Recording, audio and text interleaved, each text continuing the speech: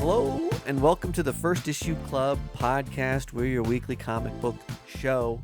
We're just like Sue Storm. We love ourselves a good read. Man, oh man, it's the spooky season, and we're going to have that classic old debate.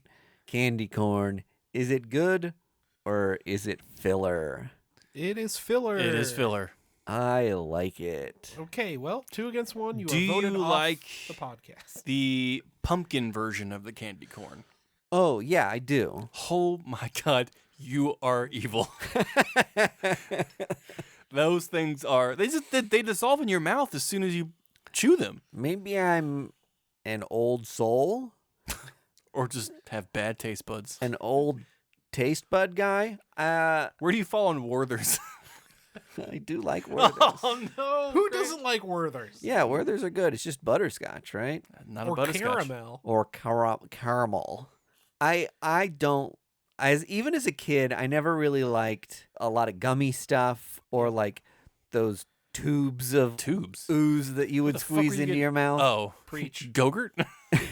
No, not Go-Gurt. Yeah, This was just like sugar gel. I don't like gel-filled candies. I'm not a gel. I'm not a gummy. I'm not a squishy. Yeah. Yeah. I'm a gummy man. I like sour gummy worms. Yeah. No, gummy is bad. Vargas. Gummy bad. Gummy bad. I've been on the show that you hosted where we did this. Yeah, We talked about correct. best Oh, candies. really? This has been hashed out already. Yeah. Okay. Between us, anyway. That's me, Vargas, and that's Greg. And Yeah. this is Mike D. I'm Mike D. Yeah. Yeah. Welcome Trying to to- the show. Yeah. To- Trying to talk about To get the audio clicking. Start now. All right. What's the piece of candy you were never trading as a kid? Like Kit Kats. Kit Kats. I okay. coveted my Kit Kats. I was Nerds. I loved Nerds. Because it came in like Nerds was a bonus because it came in a fun Little box Yeah. with like the sliders that came out. Yep. So it felt utilitarian. Like you felt like a superhero. Like I'm gonna put this in my pouch and I'll be good to go. The presentation of this candy's just top notch. Did you guys get the bubble gum that was like in a round tube that you opened up and there was like one long string? Yeah. Bubble tape. Bubble tape. Bubble tape. That another thing is just like 6 feet of bubble gum for you. it was fun because like the package was like a double thing. Because like Yeah. when the gum's gone, I can put Yeah. whatever I want. Or in there. Big League Chew. Big League Chew. The novelty. Yeah, you put it right there in the front of your lip like Mhm. you're chewing tobacco. Loses its flavor in 5 seconds. No, Big League Chew's known for keeping its flavor. Is that right? Yeah, Fruit Stripe loses its flavor. Oh, Yeah. okay. Do you guys know the urban myth about Fruit Stripe? You can eat the paper that the gum comes in, like it's supposed to be like Oh, because edible. it's like wax. Yeah. Yeah, sure. I'd buy that. That's an You can urban eat myth. Most paper, Yeah. though. Ooh. I was expecting something weirder. Yeah, Like it's made from real zebras. It's made out of flesh. Turned your jizz purple. No, that's nerds. No, that's confirmed. You're very sick. I am a sucker for Suckers. I should have said that. The shaped Reese's cups. Oh, The yeah. trees, the pumpkins, the bunnies. Do you think Eggs. they actually Yep. taste better Yes. Yes. than the normal Reese's cups? 1000%. They're oilier. They are. The They oil. are. Like they're fresh from the chocolate monster. Like whatever cloaca it comes out of. Yeah. Like it is It's like a Futurama-esque yeah. It's monster. like slurm straight from the animal. Like I don't know what it is, and he's absolutely right. They must use natural peanut butter because it is oily as fuck. It just slides. It slides right down my throat. Yeah. Into my belly. It is. I can't explain it. I used to swear that the mac and cheese that was like cartoon characters tasted better. It does. And I think it's that those little shapes hold more cheese sauce. And they're And the shapes hold firmer. more peanut They're butter. firmer. Maybe that's what firmer. it is. It's a texture thing. I'm a very like texture Yeah. person. And these I cat dog macaronis Dude. are really hitting the spot. look. I am a 35-year-old man, and I will buy the My Little Pony mac and cheese over any other shape every single time. And my fiance judges me for it. Yeah. Where are my Apple Jacks? You get more in the regular box. I don't give a shit. They are crunchier this They way, are and I crunchier this like way. it. And I make enough money that I can buy whatever mac and cheese I want. I like my box mac and cheese al dente. Thank you. Yeah, you get it. You have just like a pocket full of dried macaroni, just like Just needed some roughage. This is your candy now.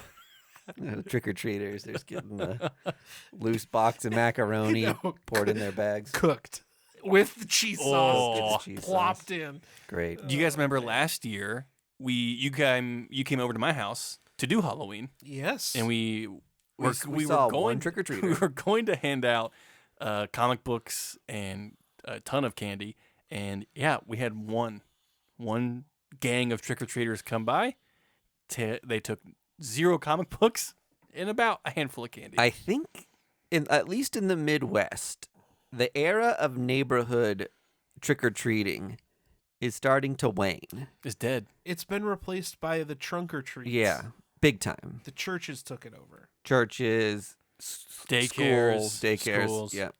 I have 3 trunk or treats planned this weekend. Wow. Kill me, please. But all the free candy I can handle. Yep. I just bought the candy, and then I eat it. Yeah. And then I guarantee to get the candy I want. And then every 2 minutes you stand up and ring your own doorbell and sit back down. Yeah, I don't have to do that. I can just... My mom bought us a decorative candy bowl this year. Mhm. It's a little pumpkin, so I reach into his mouth, I pull out a fun-sized Snickers, and I put it in my face. You No got- kid required. You guys do costumes for pets? I don't think my cats would like that very much. No. Mhm. Yeah. No. Well, my pet won't wear it. Yeah. My kids wear costumes, but can you imagine Neural putting on anything? I think Hell cats yeah. have a harder time with clothes than dogs for sure. Right. The age-old Yeah. debate. You should get Neural a barrel costume. I want to get him a fucking coffin costume and just be rid of him. Oh, Neural rules. Neural's fine. He's my little sweet garage cat. Christ. Louis is going to be a ladybug this year. I saw that costume as we walked in. Adorable. It's pretty funny. Yeah.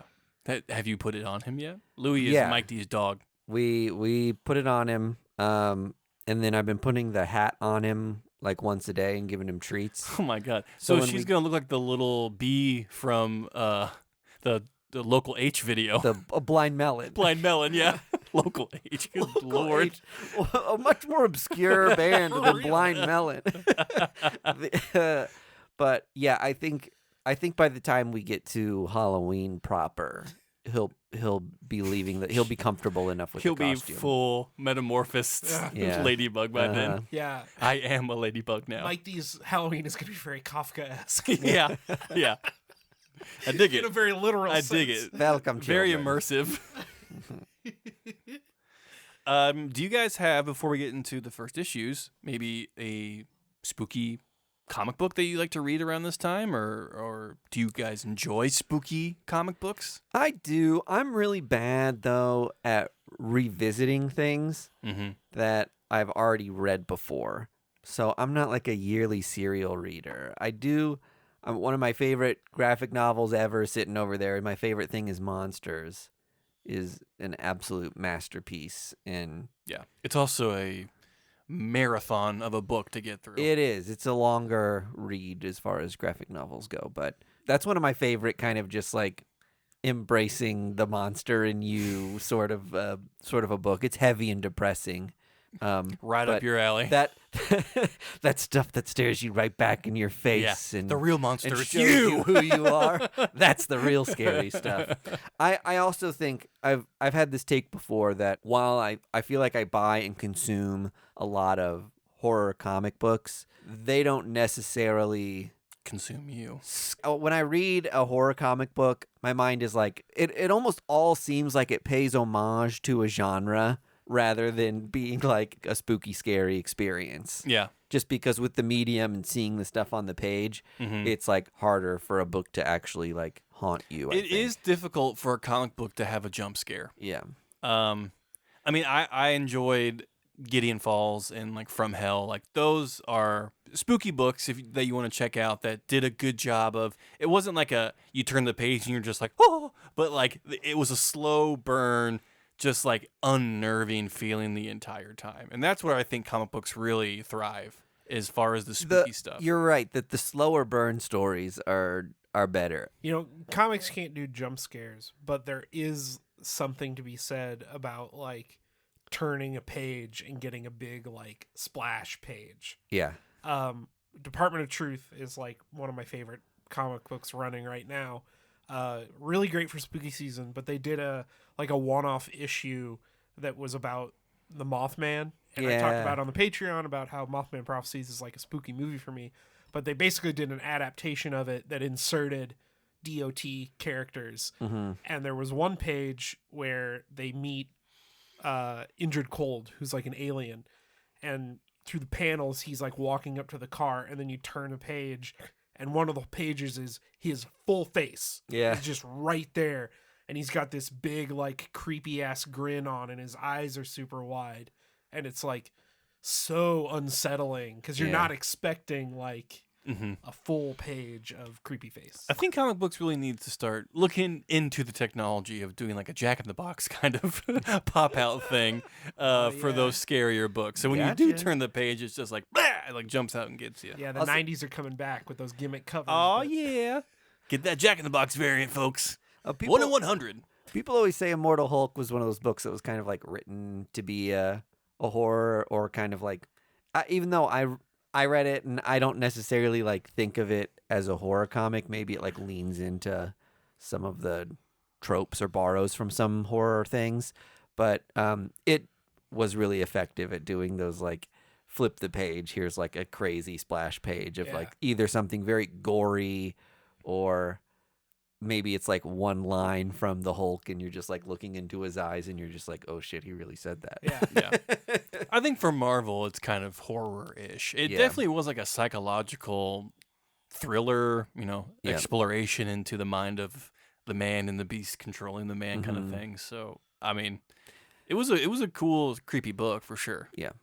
It's tough. It's tough to do that for too many issues with the Hulk, because it's like, yeah, he's like Frankenstein, but how long are we going to make it like this somber Frankenstein story before you're like, it would be fun if the Fantastic Four showed up, right? Well, Concrete did it for 20 years. So. Well, the 50 issues, I guess, is how long they're going to do it. Because it's over, baby. Well, 50 issue slow burn. I'll say, yeah, it did get very superhero-y, and once they started into Doc Samson all the Gamma Flight stuff like that. You can't have Gamma Flight in there and still call it like a proper horror thing. Well, and they started like Rick Jones is now the Abomination, and the Abomination's like made of hands, and oh yeah, that was a cool design. Red She-Hulk is like a harpy. Yeah, they started like putting like a horror twist on other characters too. Yeah, it almost became like an Elseworld kind of almost reinterpretation of the Hulk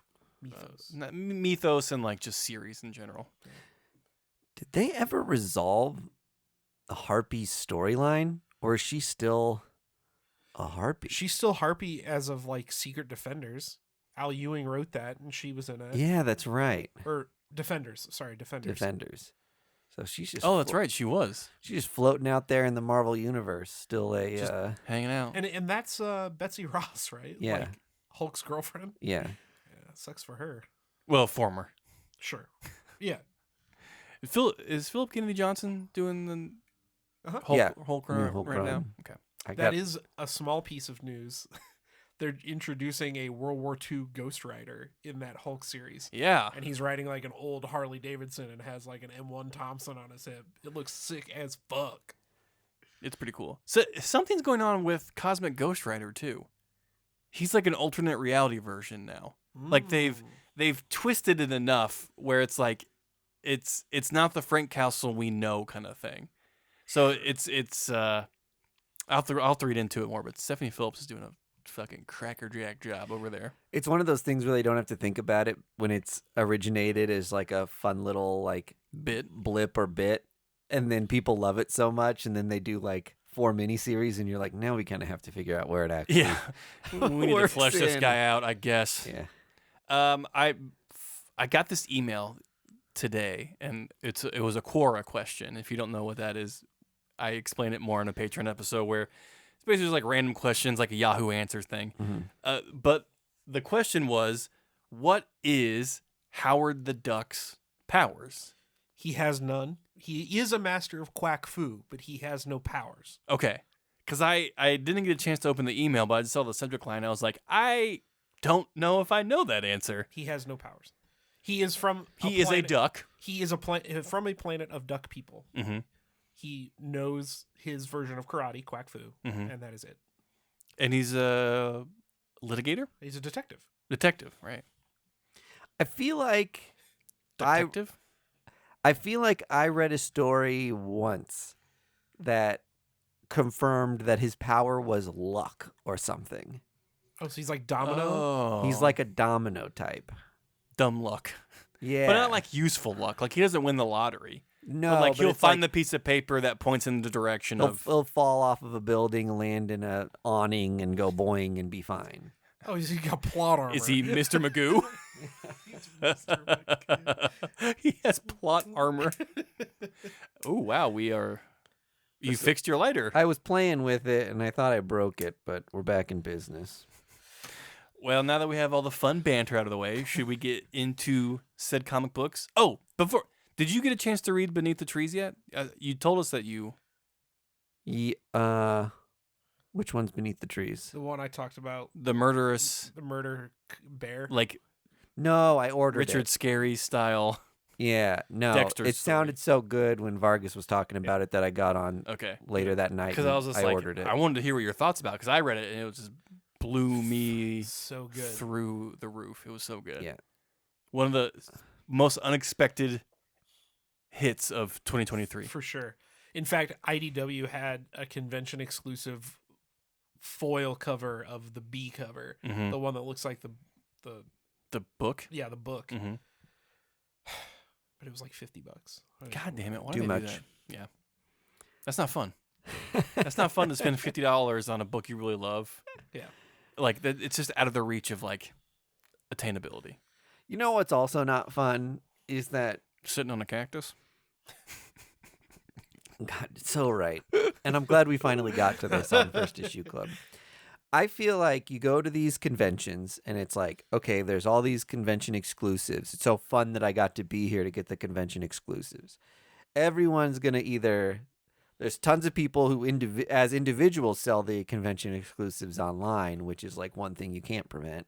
But the other thing that blows my mind is that retailers order so many of these that they plan to sell them online, and they still are like the NYCC exclusive foil cover of Something is Killing the Children, 30, and it's $40, and every store seems to have 1,000 copies. like 1,000 copies of this thing, and it's like it kind of takes the fun out of going to a convention and being like, oh yeah, I'll spend $30 on a book and have them ship it to me. I'll be one of the only people who has it versus, people can buy it on sale for less than I got it for being at the actual convention.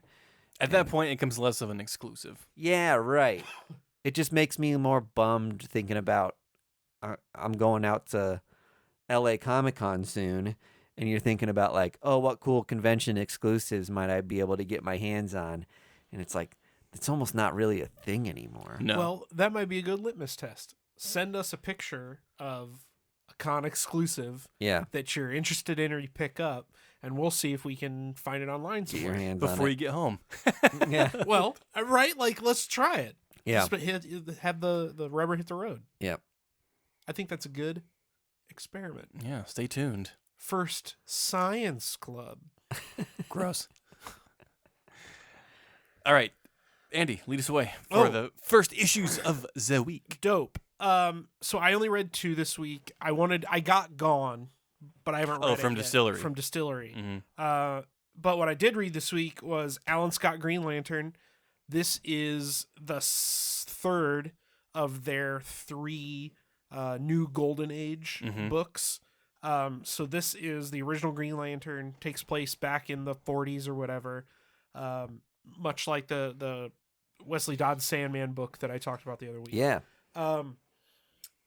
As revealed, I don't know, a while back, DC has retconned this Green Lantern to be gay, and this story leans into that really hard and really well. He does look very fabulous on this cover. Oh, he looks great.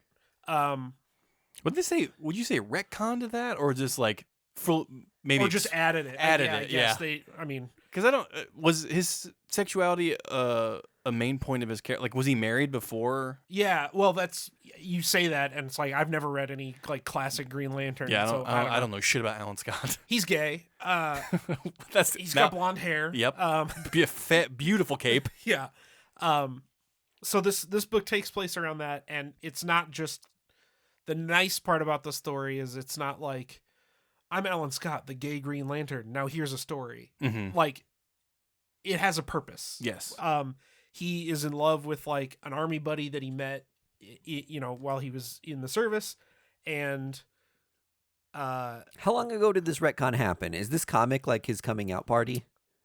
No. He's been out for a couple of years. Okay. In fact, there's a backup story that leads into this that was in the last DC Pride anthology. But that DC Pride anthology thing leads into this. Yada yada yada. He meets this guy. He's getting blackmailed by the FBI because they've found out who he is, like IRL. Mm-hmm.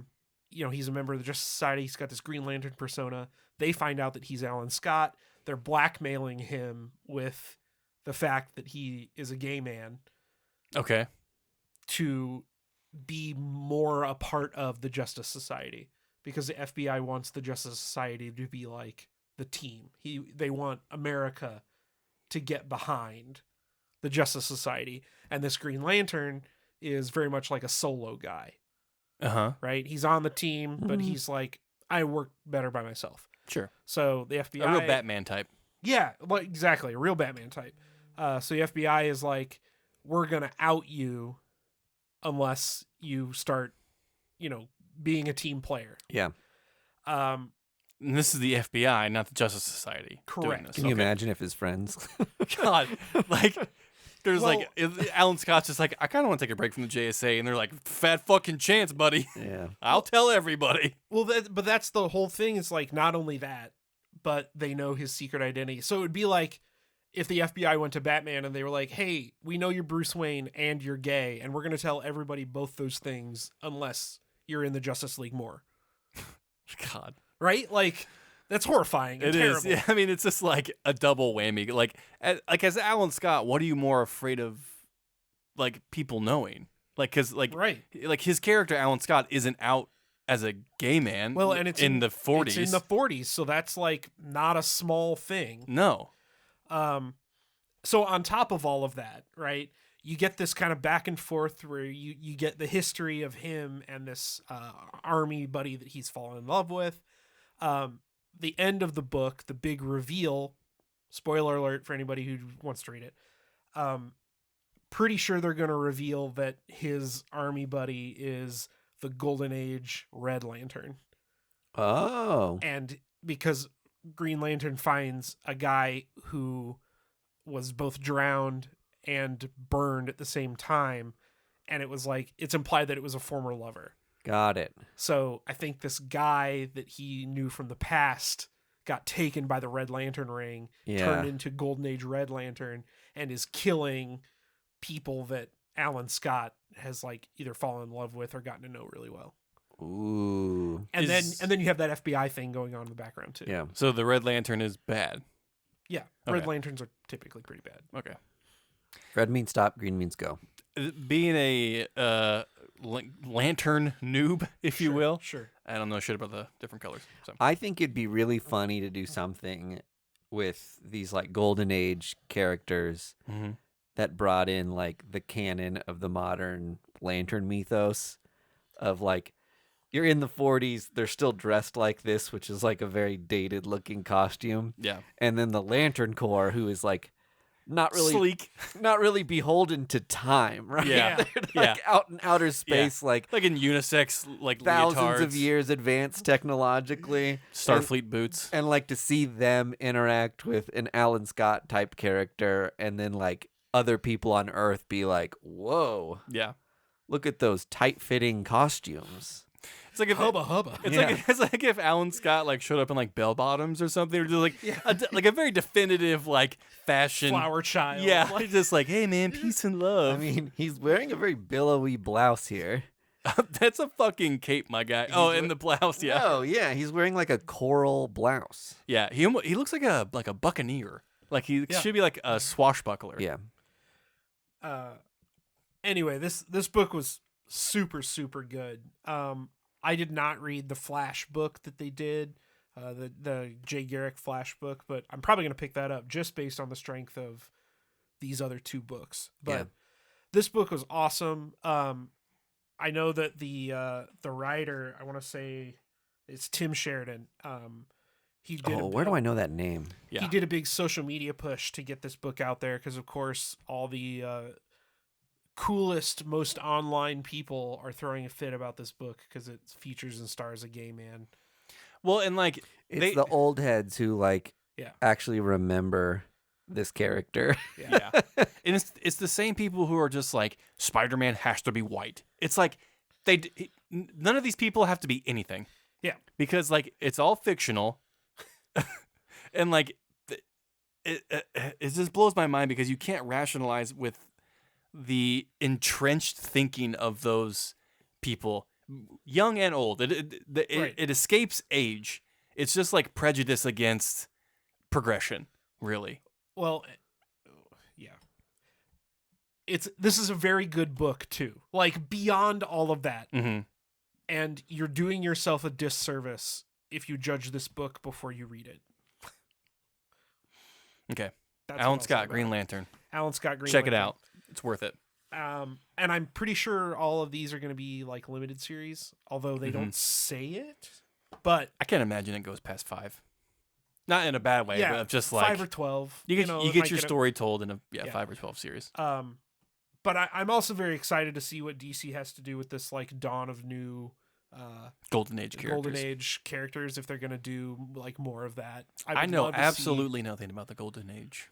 I think the designs are super cool. I love the idea of like these old characters getting like modern stories told. Well, and they seem almost like the superheroes have to rely a lot on their like gumption, or like their ingenuity, and it's just like, you know, oh no, Walrus Man has stolen the hot air balloon. We must stop him. Figure it out. Yeah, exactly. So I'm super stoked. I would love to see this book kind of blow up and really stick it to people that aren't. Stick it to bigots. Yeah, stick it to bigots, because fuck those people. Yeah. And it's got, I'll say I'm on a League of Comic Geeks, and it's got an 85, which is a pretty good score for a comic book.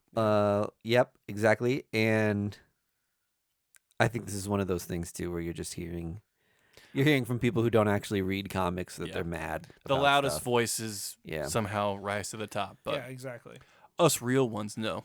Yeah. It's a good fucking book. So this book slaps. The other book I read was Dracula. James Tynion and Martin Simmons, the team behind Department of Truth, teamed up to do this Skybound series. I have thoughts. Okay.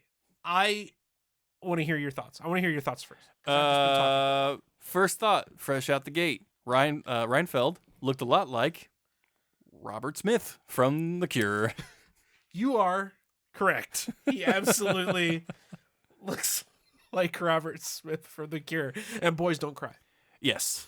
It was unlike any Universal Dracula story that I thought I was going to get. Yeah.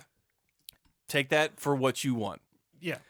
There was some cool imagery where Reinfeld is like eating bugs that I thought was kind of fun. I loved the attachment that he has to Dracula and the dedication of just like, I am unhinged to what?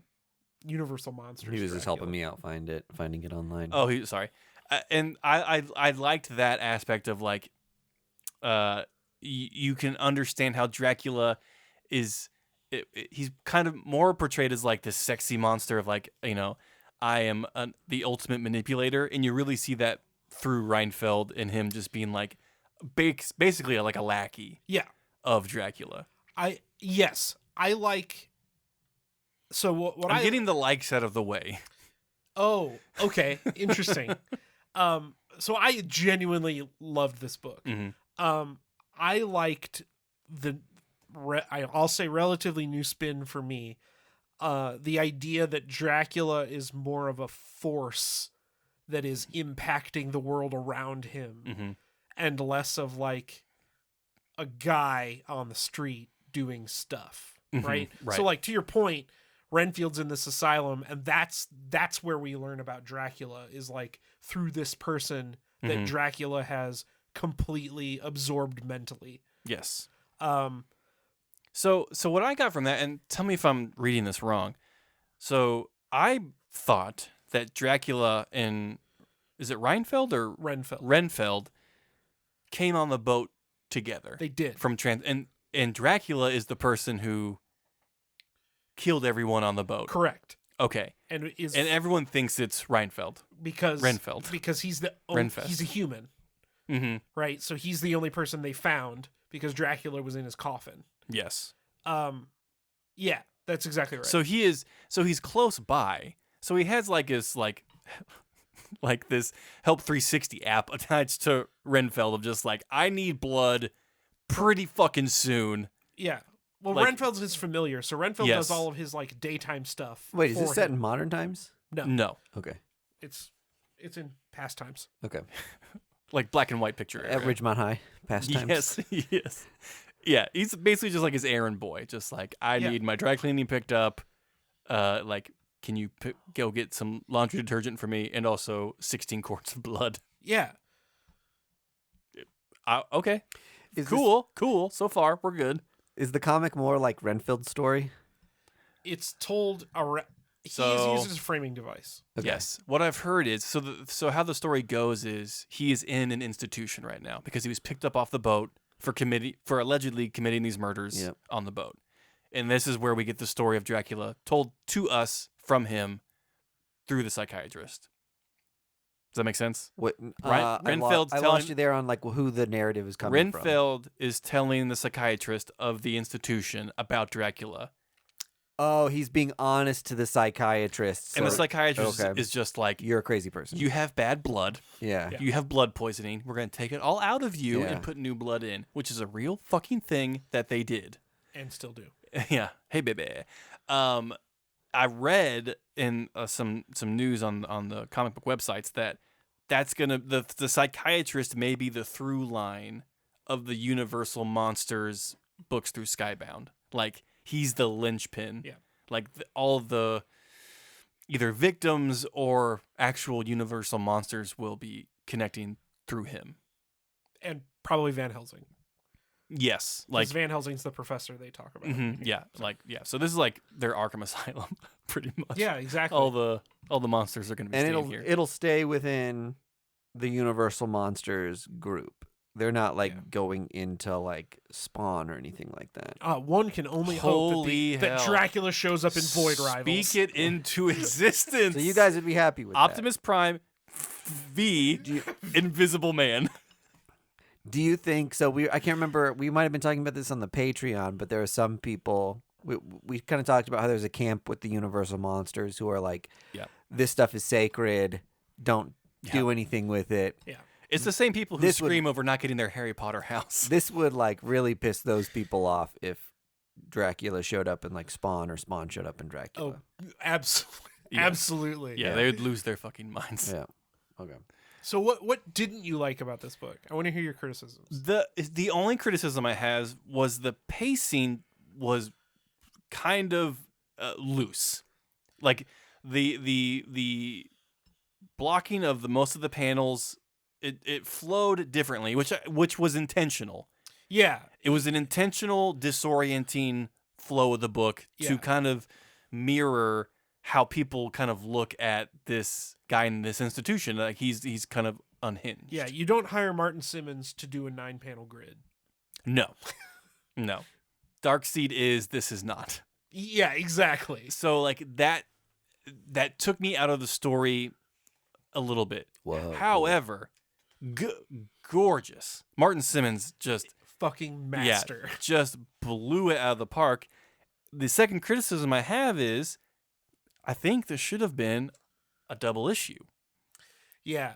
I wanted this to breathe out a little bit more. Yeah, I get where you're coming from. I know it's Mina Harker and her Lucy. Mm-hmm. That stuff is kind of interjected oddly into Yes, it's the wives yeah kind of like going through the notebook of just like, oh, we're not supposed to be reading this men conversation. Yeah, exactly. That stuff is interjected. Yeah, because it's just a standard size comic. Mm-hmm.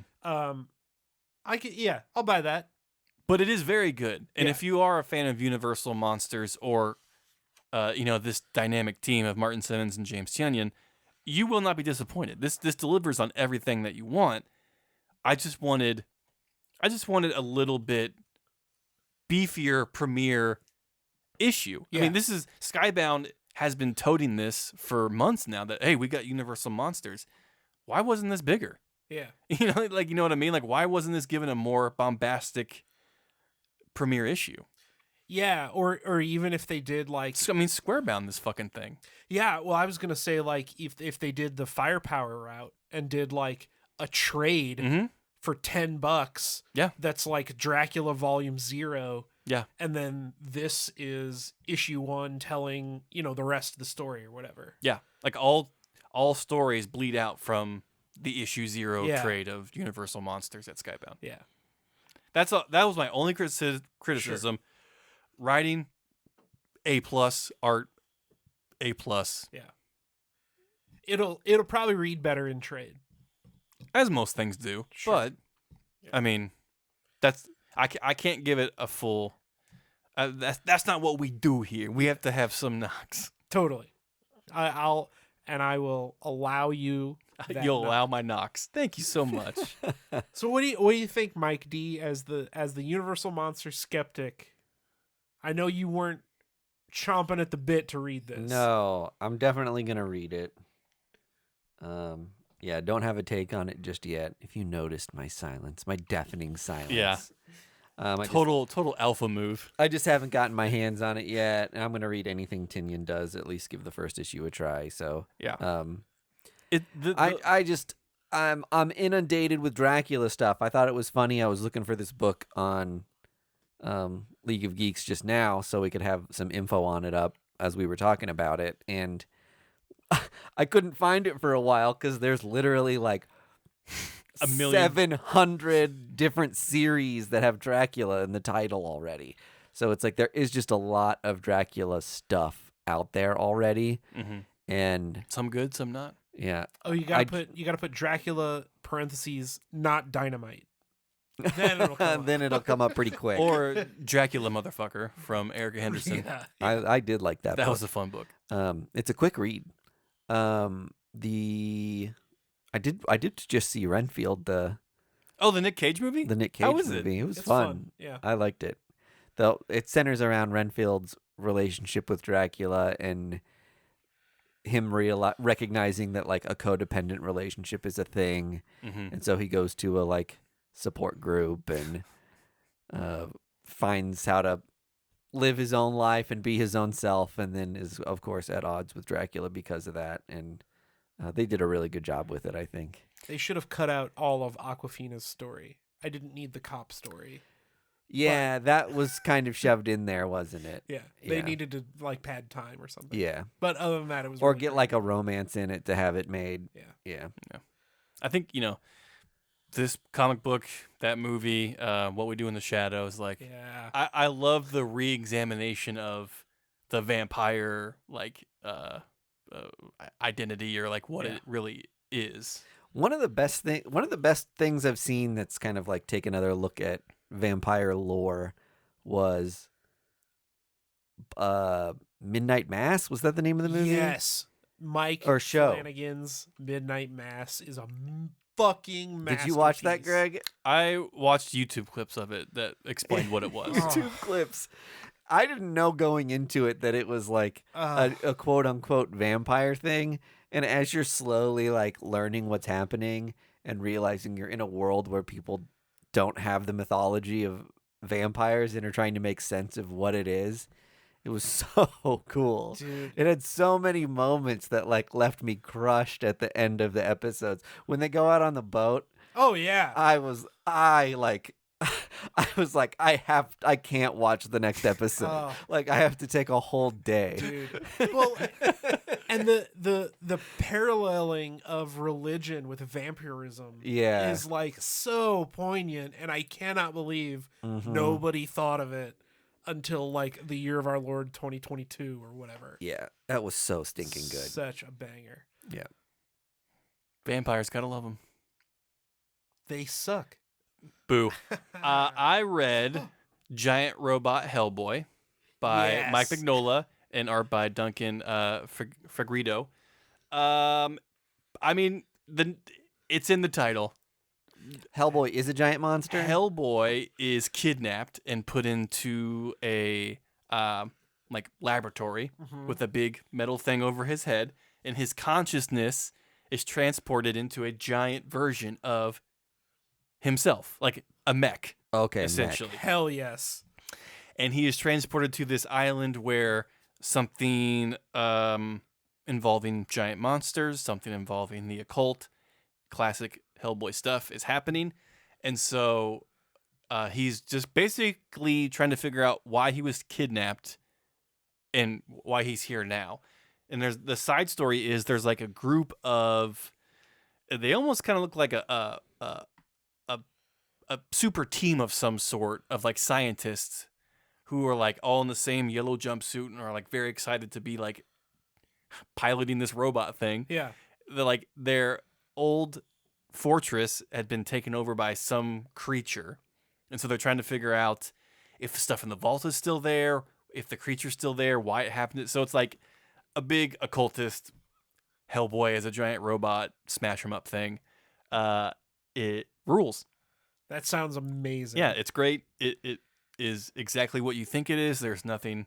Is that a 1 of 3? Yeah. Yes, it's a mini, so it's Hell a small yeah. investment. But I mean, you got Mike Mignola back with Dave Stewart doing Yeah. colors. Like those two Yeah. are the dream team. Their A cover is pretty rad. So definitely one of 3. I would definitely say trade weight it because like Sure. it's gonna read fantastic in a trade. I also read something that I was not expecting, and I please everyone go out and buy this book. It blew me away. It is called Paladin of Axes from Image Comics. It's by Jerry Duggan, David O'Sullivan, and Joe Sabino. It is a full-on 72 page one shot. Oh, big old thick boy. Yeah, that Jerry Duggan has been slowly writing with David O'Sullivan on his Substack, and they finally released it for the spooky season. Got it. It is like Quantum Leap meets Doctor Who meets Invasion of the Body Snatchers meets Twilight Zone meets Whoa. elves. Like, it is funny. It is like poignant. It is like it is visually incredible, and there comes a point in the book mid story where it does this flip, like just kind of goes a full 180, and you get a story that you had no idea you were going to get, and it was the surprise hit of the week for me. It was just a freaking delight to read it. So Hell yeah. if you are into just like long form one shot, one and done stories by amazing creators, like this book is like it's like $6.99 too. Like it's just an easy Hell investment. yeah, for sure. You can go get it on like Omnibus or something. Just Yeah. if you're a digital reader, just cruise through it. It's super super good. Axes refers to guitars here. It does. Okay. Hell yeah. This looks like a pick. Yeah, Yeah. the so if you want more info on the story, this guy right here, the Paladin, Our boy. dies in a plane crash. He's part of this like 1970s supergroup. He's the roadie, Okay. and like he later finds out that the guitar that the lead singer has is cursed, and so when he's laying dying in this plane crash, a portal opens up below him, and these like elves that you see surrounding him pop out of the ground and take the guitar, of just like, oh, thank God we found Yeah. the guitar. And the guy's like, please save me, I'm dying. And so they recruit this guy to go around and find other cursed instruments that the devil made Oh, that fucking to rules. to That ruin sounds the really world. cool, yeah. And so it's just like his story of going on these missions, fighting with these little elf creatures, and like basically trying to get back to the love of his life back in 1975. That rules. And it's just, man, it was a good time. So Rad, okay. I'm a little bummed it's only one, Yeah. but nothing gold can stay. Because I would love to see many more stories of him going through time to hunt down cursed instruments, musical instruments. I mean, Jared Duggan does short stories really good, though. Yeah. Secret History of the War on Weed and Yeah, Giant Cock Jew. But I mean, fuck yeah. But like he could still do that Totally. with this book. Like Yeah. it would just be like one shots every year, like another entry into the Paladin of Axes. Yeah. Like- maybe it'll be Paladin of Axes is the new Axes of Evil. the new Klaus. And then finally I read Tony S. Daniels' Edenwood. Yeah, that's the demon one, right? Have you read it? No. It looked really good. It was very beautiful. I'm getting Amber Alerts on my phone. Sorry, Yeah, I'm getting everyone. Amber Alerts, If too. you hear the buzzing, we're getting an Amber Alert here in Missouri. Yeah, Edenwood. It's from Tony S. Daniel. It was visually incredible. It was confusing at best. Yeah, I read the description and I was like, I have no idea what this comic is Well, about. because he fucking drops you into the middle of the story, Mm, page 1, and Sure. I was like, Tony, you can't be doing that. I need a little more of a setup here. And by the end of it, you kind of have a better idea, but really, I mean, this is probably a passion project for him because like he is very invested in these characters that he's created and the world he's created. sure. A lot of lore. A lot of lore. I just needed like a compendium Yeah, yeah. before this to like kind of brace myself with maybe some maps or some like faction groups or something. What I'm hearing is you should read this maybe not even in trade, but like, hardback. Yeah. with When the first 2 volumes. when all I'm assuming 55 issues comes out of this book, Get the Omni. it's gonna be great. It looks incredible. The character design in Yeah. this is bananas. The first line of the synopsis starts with an eons-long series of multiverse wars between demons and witches has found its way to Earth. That is not explained. Yeah. Seriously, that is not explained till the last 3 quarters of the book. yeah. Like the last fourth of the book is when you're just like, oh, Yeah. we're on Earth. What the fuck? Again, that is a lot of lore. Uh-huh. That is a lot of D&D. Yeah, which is, I mean, Totally cool. yeah, that means it's gonna pay off. Yeah. if you like stick with it. Totally. But for me, as how I like to ingest comic books and like Yeah. how I intake stories, I could not get my footing. Totally. And when I can't do that, when I can't find my footing, it's a lot of me flipping and reflipping back pages, and I'm taken completely out of the story. Yep. Not a bad book though. It's just like I needed a little more hand holding for a Was second. this the cover you got? That's the A Cover cover, A, yeah. Okay. I mean, sexy characters, guys in masks, capes. It's Tony Daniel. Yeah. Can't go wrong.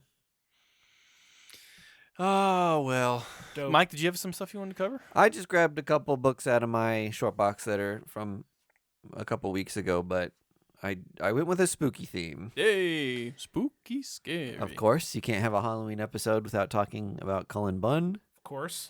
We So- recently couldn't have any episode not talking about Cullen Bunn.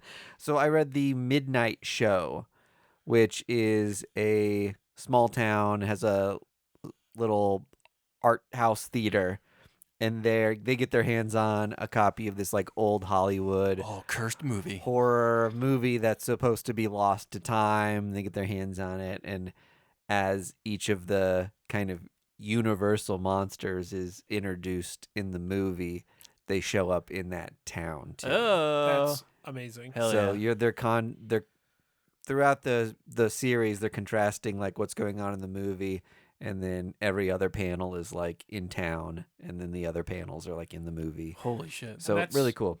That's the Six Gun team, right? I was gonna say the Six Gun team. It's Brian exactly Hurt, right. Yeah. Cullen Bunn. And Bill Crabtree. Bill I Crabtree think, and did Jim the Campbell. art, yeah. They're back in the saddle again, ready to ride. But less in the saddle because this is not a western. Yeah, they're back in the theater again. There it is. So that I thought it was really fun. Is it a one and done or is it? No, it's I think it's a short series. And then Welcome to Riverdale. Did anyone cover this? Not did yet, but I read it. It's you read cool. it. Yeah, it was kind of fun. It's a Chilling Adventures Archie Comics So you know you're in for a good time. story, yeah. Where they kind of let these go over the top a little bit. And this was, I don't know if it was close to any like archetype. Is that the camp slasher one? No, Okay. it's not. That's it.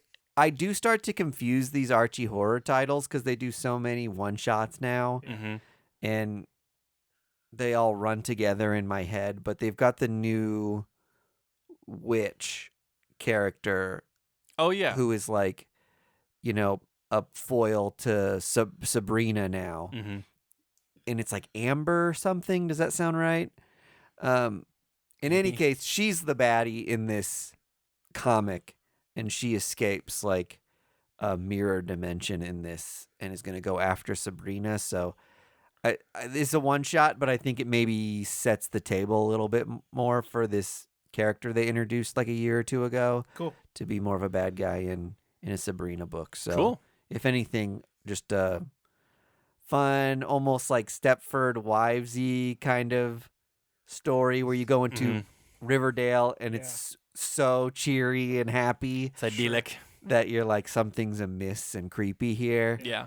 And Well, isn't like the main character of the book like she's heard of Riverdale and is like visiting, yeah, she's coming to visit or coming to. like see what it's all about, and then Yeah. it's just like, whoa, There's holy like crap!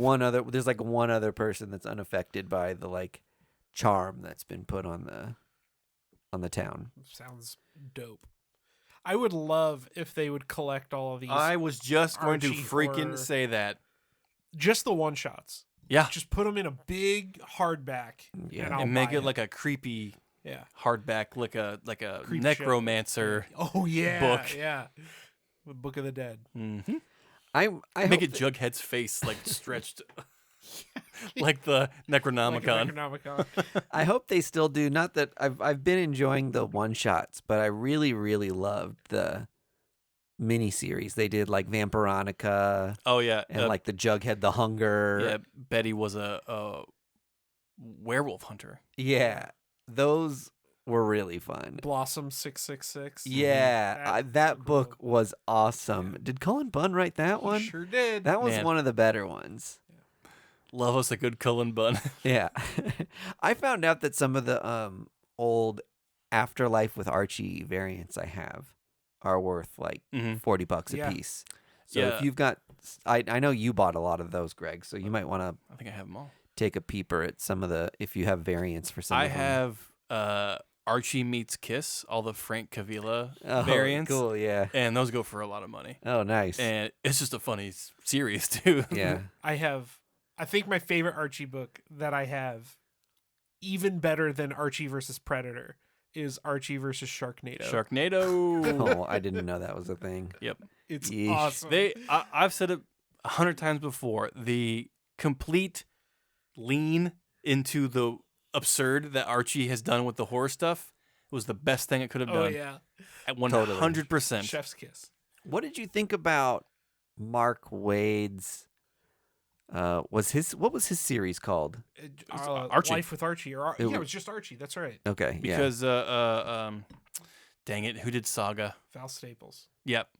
Fiona Staples. Fiona Staples. Fiona Yeah. Val Staples Staples is the color. did The art. the first arc Yeah. Yeah. of the, and it was It's so good. so good Was it good? Okay. Yeah. I didn't keep up with it. because Chip Zdarsky did the Jughead series. Yeah. Yeah. and Those tied into Yeah. each other. Yeah. and Cinna Grace did the Jughead Time Cop book, Oh, that's right.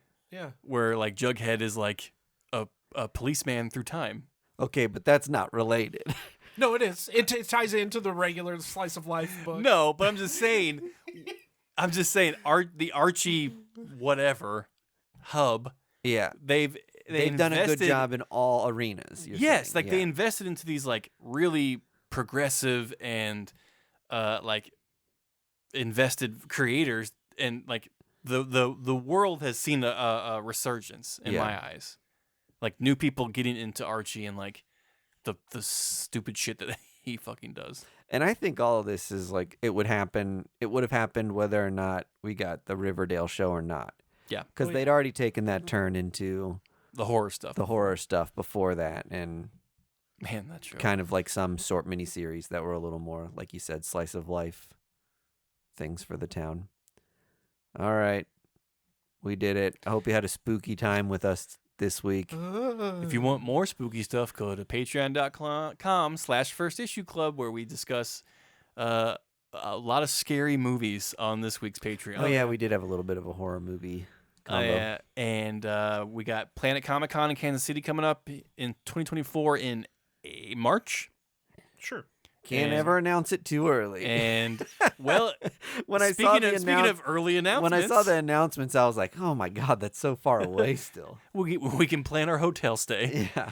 But Mark Waid was announced, so that'll be great. And Jimmy Palamati is going to be there. Francis Manipool. And there will be many others to be announced from here. We're hoping we are planning some stuff with Boulevard Brewing Company to do some stuff for the con. So expect First Issue Club exclusive content of Planet Comic-Con, 25 years of comic fabulousness. Right on. We're on all social medias. Until next week. Bye. Bye. Yep. First Issue Club is edited and produced by Mike DeStacy, Greg Lichtag, and Andy Vargas. Follow us on social media at First Issue Club, and check out our Patreon for videos, audio, and more at patreon.com/firstissueclub.